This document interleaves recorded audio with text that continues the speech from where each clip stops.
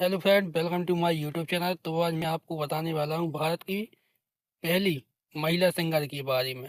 John Gauhar Bharat की पहली महिला सिंगर जिनकी आवाज़ हुई रिकॉर्ड। फीस के तौर पर लेती थी 3,000 रुपये।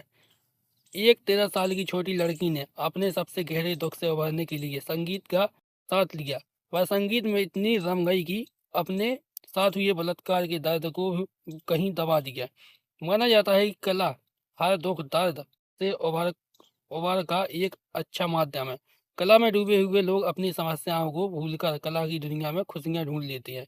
मन की शांति के लिए संगीत सुनना गुनगुनाना काफी अच्छा माना जाता है। समय के साथ संगीत कला ने अलग अलग रूप से तैयार किया है। आज के समय में गायकी को रिकॉर्ड करना बेहद आसान है। यह सुविधा हर हाथ में पहुंच चुकी है। मगर तकरीबन 100 साल पहले गाने की रिकॉर्डिंग करना बड़ी बात थी। भारत की सुपरस्टार सिंगर गौहर खान पहली ऐसी महिला बनी जिनकी सुरीली आवाज को रिकॉर्डिंग टेप में कैद किया गया था। साल 1903 में देश का पहला रिकॉर्ड गाना रिलीज हुआ था। यह रिकॉर्डिंग तत्कालीन सुपरस्टार सिंगर गौहर खान की आवाज वाली थी। एक 13 साल की लड़की ने अपने सबसे गहरे दुख से उभरने के लिए संगीत का सहारा लिया। वह संगीत में इतनी रम गई कि अपने साथ हुए बलात्कार को कहीं दबा दिया।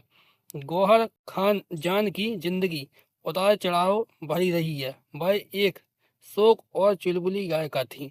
उनके ब्रिटिश भी दीवाने थे। उनका जन्म 26 जून 1873 को आजमगढ़ में हुआ था। उनकी दादी रुक्मणी हिंदू, दादा ब्रिटिश और पिता अमेरिका थे। माँ विक्टोरिया ने तलाक के बाद गौहर के साथ इस्लाम धर्म अपना लिया।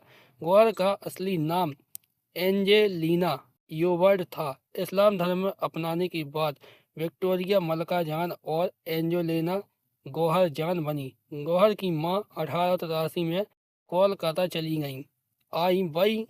वह एक बेहतरीन गायिका और नाटक थी जिसने गौहर को गायक का हुनर विरासत में मिला। हालांकि उन्होंने कोलकाता में संगीत सीखा।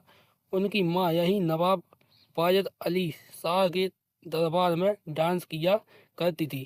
3 साल में ही उन्होंने 24 चित्रपौर रोड पर 40,000 रुपये में एक मकान खरीद लिया था। यहाँ वह अपनी महफिल सजाया करती थी। इस दौरान गौहर भी अपनी माँ के साथ कोठे पर रहा करती थी। गौहर जान का बेहद कम उम्र में शोषण हुआ था, जिसके बाद वह तवायफ बन गई। वह बेहद पढ़ी लिखी तवायफ थी जिन्होंने तकरीबन 20 भाषाएं आती थी। इसके साथ ही वह ध्रुपद, ख्याल, ठुमरी और बंगाली कीर्तन में भी पूरी तरह निपुण थी। उनकी शोहरत का आलम यह था कि नवाब उन्हें अपनी कोठी पर महफिल सजाने के लिए बुलावा भेजा करते थे, तो वह पूरी बुक ट्रेन से जाया करती थी। उन्होंने अपनी पहली परफॉर्मेंस साल 1887 में दरभंगा राज्य में दी थी। गौहर जान ने तकरीबन 600 गीत रिकॉर्ड किए हैं। वह दक्षिण एशिया की पहली गायिका थी जिनके गाने ग्रामोफोन कंपनी ने रिकॉर्ड किए थे।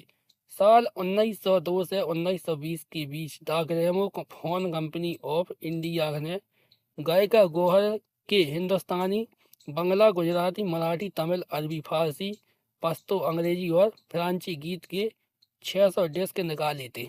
उनकी गायिका का जलवा ऐसा था कि रियासतों और संगीत सभा में उनका आना प्रतिष्ठा की बात हुआ करती थी, मगर हर कोई उन्हें सुनने की हैसियत नहीं रखता था। दरअसल वह अपनी गायिका के लिए 1,000 रुपये नजराना लिया करती थी, जो उस दौर में काफी हुआ करते था। उनका यह नजराना देना सिर्फ राजा महाराजाओं के पास में ही था। रिकॉर्डिंग के लिए जौहर जान 3,000 फीस चार्ज करती थी। उस दौर में सोना 20 रुपया प्रति तोला हुआ करता था। उनकी फीस को कम करने के लिए सरकार ने नोटिस भी भेजा, मगर वह अपनी शर्त पर काम करती थी। एक समय जौहर खान को दरिया में गायक का परफॉर्मेंस देने जाना था। तब बहुत कम ट्रेन हुआ करती थी। गौहर ने तब अपने साथी सिंगर धोबी कुक हकीम को ले जाने के लिए पूरी ट्रेन की डिमांड रखी थी, जो पूरी भी की गई थी। कहते हैं कि उन्होंने अपनी बिल्ली के बच्चों को साथ ले जाने के लिए 20,000 रुपये की शाही बग्घी भी खरीदी थी। गांधी जी के स्वराज आंदोलन की शुरुआत में तवायफों से मदद मांगने कोलकाता गए थे, जहां उन्होंने मशहूर तवायक जौहर खान से भी मदद मांगी थी। इसके लिए गायिका ने हामी भर दी। इसके बाद उन्होंने तवायफ संघ बनाया और असहयोग आंदोलन के लिए खूब पैसा इकट्ठे किए। कोठे पर बचपन बिताने और बदनाम गलियों में पली बड़ी गौहर जान के गाने इतने सुर ताल में पिरोए होते थे कि उस दौर में वह बॉलीवुड की सबसे करोड़पति महिला बन गई थी। मगर पैसे और शोहरत से घिरी गायिका गौहर की निजी जिंदगी बेहद उलट पुलट भरी रही थी। 3 नाकाम रिश्तों का बोझ और रिश्तेदारों का छल उनके जीवन में पड़ा। मलाल देता रहा। गौहर ने अपने 10 साल छोटे तबला वादक पठान से शादी की, मगर पठान ने धोखे से गौहर की जायदाद अपने नाम कर ली। कुछ समय बाद गौहर को पता चला कि शादीशुदा होने के बाद पति का रिश्ता दूसरी औरतों से है, तो उन्होंने कानूनन लड़ाई शुरू की और जो काफी लंबी चली। इसमें गौहर के खूब पैसे खर्च हो गए। इसी दौरान गुजराती स्टेज एक्टर अमृत पागल नायक गौहर के करीब आए और सहारा बने। दोनों का रिश्ता कुछ साल चला, लेकिन अचानक अमृत अमृत की मौत हो गई। इसके बाद गायिका का नाम जमींदार निमाई सेन से जुड़ा, लेकिन दोनों का रिश्ता कुछ ही महीनों में टूट गया। अपने आखिरी दिनों में गौहर पाई पाई की मोहताज हो गई थी। 7 जनवरी 1930 को गायिका गौहर ने बीमारी से लड़ते हुए दम तोड़ दिया था। हमेशा अपने प्रशंसकों की भीड़ में घिरी रहने वाली गौहर की मौत अस्पताल में गुमनामी में हुई। उन्हें कहाँ और किसने दफनाया, क्या किया, इसकी जानकारी आज तक किसी के पास नहीं है। अगर आपको मेरा वीडियो अच्छा लगा हो तो वीडियो को लाइक कीजिए, चैनल को सब्सक्राइब कीजिए और वीडियो को ज़्यादा से ज़्यादा शेयर कीजिए।